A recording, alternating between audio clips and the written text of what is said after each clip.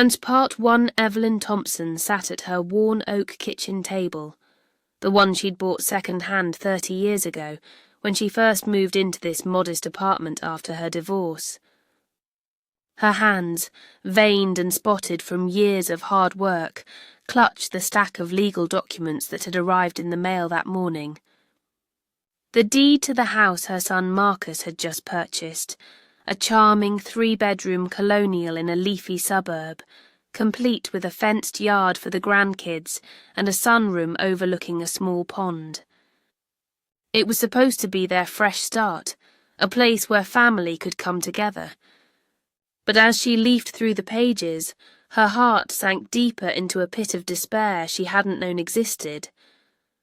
The door to her bedroom was slightly ajar, and voices drifted in from the living room where Marcus was on the phone with his wife, Lena. His tone was buoyant, laced with the kind of excitement that used to warm Evelyn's soul when he was a child, scoring a goal in Little League. "Yeah, honey, it's all official now. The keys are ours next week. I can't wait to get in there and start making it home." A pause, then laughter, that deep, infectious chuckle that once filled her days with joy. "And Mum's going to love it. Finally, Beatrice will have that guest suite with the view of the pond. You know how she's always dreamed of waking up to water and birdsong. Beatrice, Lena's mother." Evelyn's breath caught in her throat. Beatrice, the elegant widow who lived in a retirement community downtown, was going to live in the house Evelyn had funded with every last penny of her savings. The house where Evelyn had imagined herself growing old, surrounded by the chatter of her grandchildren, the aroma of holiday feasts, and the comfort of belonging. "And what about me, Marcus?" she whispered to the empty kitchen, her voice barely audible over the pounding of her heart. She strained to listen as the conversation continued. "Nah, babe, we've been over this. My mum's set in her ways. She's got her apartment, her routines. You know how she fusses over every little thing. The thermostat, the noise from the kids. It's better like this. More harmony for us, the kids, and your mom. A solid family unit." The words landed like blows from an invisible fist. A solid family unit that didn't include her. The woman who'd scraped together $25,000 for the down payment by dipping into her retirement fund, selling her late mother's antique brooches, and forgoing any semblance of luxury for decades. Evelyn closed her eyes, and memories flooded in like a relentless tide. It had started 7 months ago. Marcus had shown up at her door unannounced, his broad shoulders slumped in that familiar way that screamed he needed something. He'd sat right here at this table, nursing a cup of her weak instant coffee, spinning his tale. "Mom, Lena and I found the perfect place. It's got space for everyone, rooms for the kids, a backyard for barbecues. But the down payment? We're short $25,000. I swear I'll pay you back within 18 months. And hey, there's plenty of room for you too. You'll have your own spot, Mum. We'll be a family again." Those words had ignited a spark in her that she hadn't felt since her husband left her with a toddler and a mountain of debt. She'd lain awake that night, jotting notes in her faded leather journal, dreaming of lazy Sundays with her granddaughters, Lily and Sophia, baking cookies in a kitchen that smelled of cinnamon and love. No more feeling like an outsider during hurried visits, where she was relegated to the couch while they discussed their busy lives. Now, Lena's voice crackled through the phone speaker, sharp and insistent. "Did you tell your mum about the setup yet? You know, that Beatrice is moving in and—" "Well, the rest?" Marcus hesitated. "Not yet. We'll ease into it after the closing. You know how she gets with changes. Always overthinking, making it dramatic." Evelyn's cheeks burned. Dramatic? She, who had raised Marcus single-handedly on a nurse's aide salary, working night shifts in a bustling hospital, skipping meals to afford his soccer cleats and college applications. She, who had never complained, never demanded repayment for the countless loans that vanished into their bottomless pit of needs. Rising quietly, Evelyn moved to the window, staring out at the grey drizzle pattering against the pane. The rain mirrored the tears she refused to shed. 32 years at that hospital, bandaging wounds, comforting the dying, saving every dime for a rainy day that never seemed to end. Denying herself new shoes, vacations, even a decent coat, all to build a nest egg for security. For him. And now this betrayal. We should figure out how to break it to her, Lena said matter-of-factly. Maybe suggest a senior living spot nearby. Something cosy, affordable. She's on a fixed income after all, affordable. As if Evelyn's needs were an afterthought, a line item to be minimised now that they'd secured her sacrifice. The call ended, and Marcus's footsteps approached. Evelyn hastily grabbed a nearby utility bill, feigning absorption in its figures. "Hey, Mom," he said, entering with a casual grin. "Everything good?" "The deed's here, house is ours." His enthusiasm was a knife twist. "Yes, son. Congratulations." He pecked her cheek, the gesture now feeling hollow, transactional. "Couldn't have done it without you, Mum. You're the best." When he left for work, Evelyn remained at the table, the documents mocking her. Her $180,000 home, her $25,000 the linchpin. A home where Beatrice would enjoy the pond view Evelyn had fantasized about. She folded the papers neatly and tucked them into the drawer beside her pill bottles and faded photos. But a shift stirred within her, a resolve hardening like steel. No more tears, action. That night, sleep evaded her. She tossed in her narrow bed, replaying overlooked slights. The borrowed sums never repaid. The family events she funded but attended as a guest. The way Lena's eyes glazed over during conversations. By dawn she rose, brewed strong coffee and opened her notebook. Not for bills this time, but for reckoning. She listed every favour over the past 6 years. $3,500 for their minivan repair, and $200 for Lily's braces. $15,000 to clear their credit cards after a rough patch. $800 for Lena's certification course. $600 here, $400 there. The tally climbed to $52,700. Her life's work evaporated into their comforts. What had she received? Perfunctory visits. Grandchildren who called her Nana Eve but barely knew her stories. Exclusions from holidays because it's too far for you. Mum. She closed the notebook and rummaged in her closet for the metal lockbox holding her essentials. Birth certificates, insurance policies, her will drafted 4 years ago at age 65. Everything to Marcus. Her only child, her anchor. How foolish. Her phone buzzed at 7:30. Marcus. "Morning, Mum, you up?" His voice was chipper. "Need a favour? With closing costs creeping up, could you spot us $4,000? Just for appliances and such. We'll repay soon. More money. Always more." "How much exactly?" she asked, steadying her voice. $4,000. Lena's starting that new gig, $2,500 a month, but we need it now. Evelyn paused. "When do I see the house, Marcus? And when do I move in?" Silence stretched. Soon, Mum. It's chaotic now. And about moving. Lena and I think you might prefer staying put for a bit.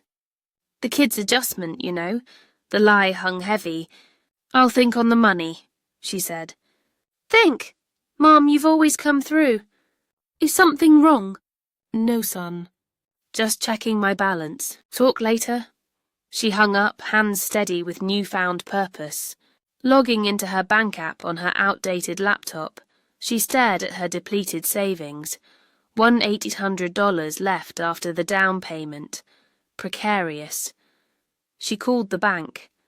I'd like to remove my son as beneficiary and cancel his linked card. The teller was efficient. Done, ma'am. Anything else? Estate planning info, please. Control surged through her. A lifeline. Word count, 1,248. Part 2.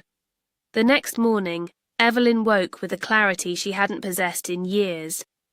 The rain had cleared, leaving a crisp autumn air that invigorated her as she sipped her coffee. Her phone had buzzed incessantly the previous evening, Marcus pleading, then Lena's saccharine concern. But she'd ignored it all. Today was for her. She dressed in her best blouse and slacks, the ones reserved for church, and headed to the bank branch downtown. The lobby was quiet, fluorescent lights humming overhead. A young teller directed her to Ms. Rivera, a middle-aged woman with kind eyes and a no-nonsense demeanour. Miss Thompson, how can I assist? Evelyn explained her recent changes and her desire for a new separate account. I'd like to transfer $1,000 into it. Something private.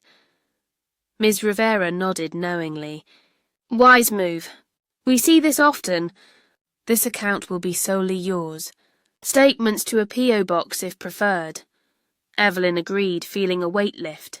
She also opened a CD for $500, locking it away with better interest. Your funds are secure now, Ms. Rivera assured. Leaving the bank, Evelyn felt empowered, her steps lighter. Her next stop was the law office of Sarah Patel, recommended by the bank.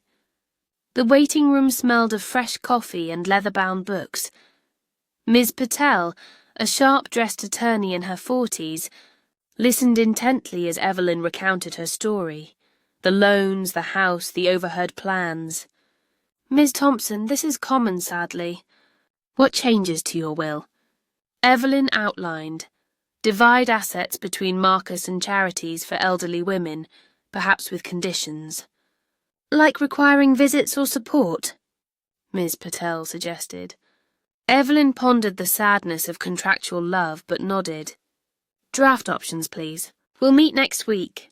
By noon, hunger gnawed at her.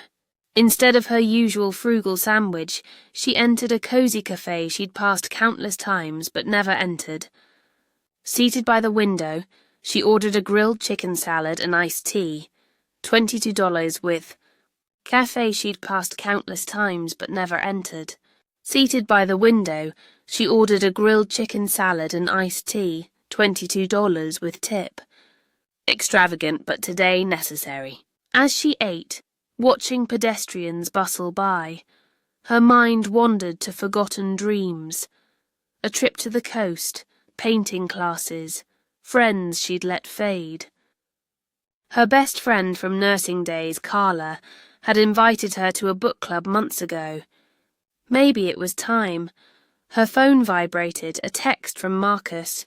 Mum, movers need deposit today, what's going on? She pocketed it, unfinished. Back home she napped, a luxury, waking to more messages. Voicemails from the grandkids. Nana, Dad says you're not feeling well. Love you! Manipulative.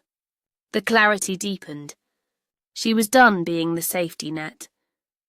That evening, Evelyn turned her phone on briefly. 18 missed calls. A message from Lena. Dolores, we're concerned.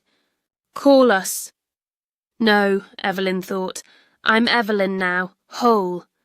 She spent the night researching charities online, organizations aiding senior independence, abuse prevention.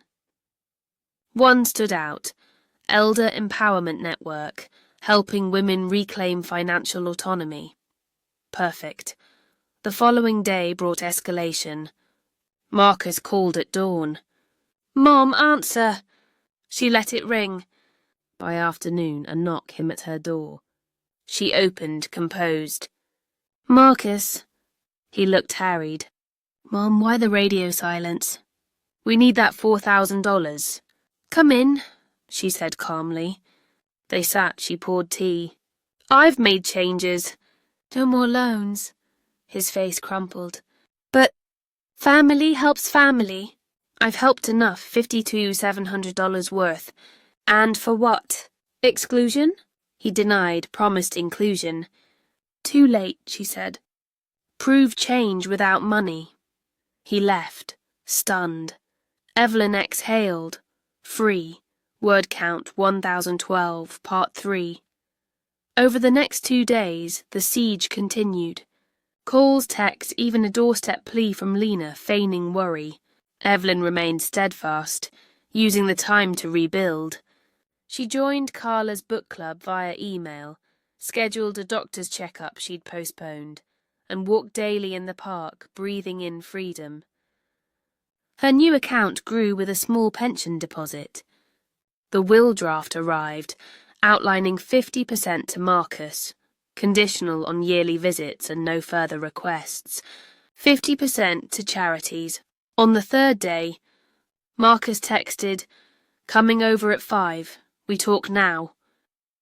Evelyn prepared, not with anger but resolve. She tidied, set out cookies, rehearsed her words. At 5 sharp, Knox echoed. Opening the door, she saw Marcus and Lena, faces etched with false concern.